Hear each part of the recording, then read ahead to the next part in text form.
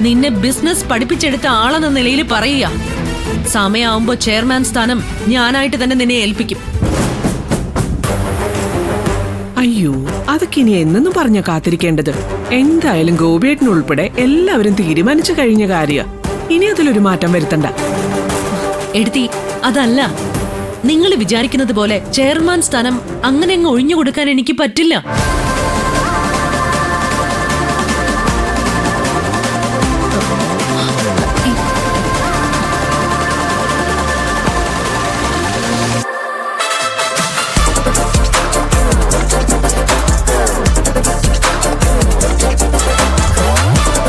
വസുന്ധരാന്റെ chairman സ്ഥാനം ഒഴിഞ്ഞു കൊടുക്കണമെന്നും ഗൗതമിനെ chairman ആക്കണമെന്നുമാണ് എന്റെ ആഗ്രഹം.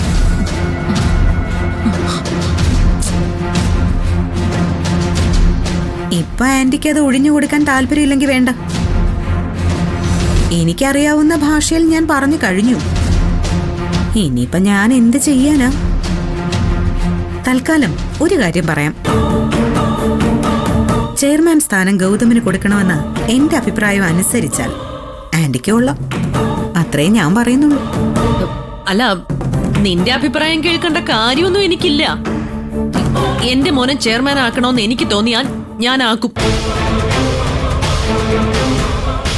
എങ്കിൽ പിന്നെ ആ കടുംപിടുത്ത് അങ്ങ് വിടന്നേ. ഇന്ന് തന്നെ ആ പോസ്റ്റ് അങ്ങ് ഒഴിഞ്ഞു കൊടുത്തേക്ക്. അതിനെന്താ, ഇന്ന് തന്നെ ഞാൻ ഒഴിഞ്ഞേക്കാം.